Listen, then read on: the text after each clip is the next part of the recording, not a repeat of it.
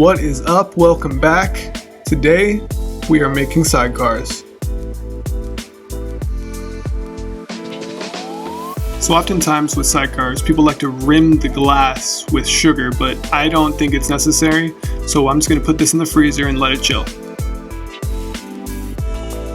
So first, we've got our cognac. Some recipes call for 1.5 ounce. I'm gonna do 1 3/4.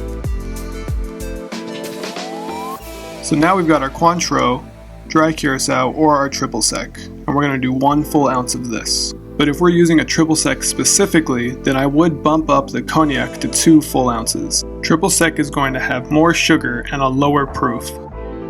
Then we got 3/4 ounce of fresh lemon juice. If desired, a teaspoon of simple syrup can be used. Now it's time to shake it up with some ice. Grab your chilled glass and strain it out.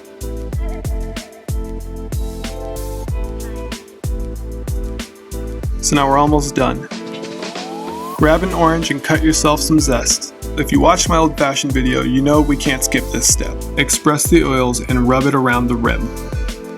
And that is how you make the classic cocktail, the sidecar.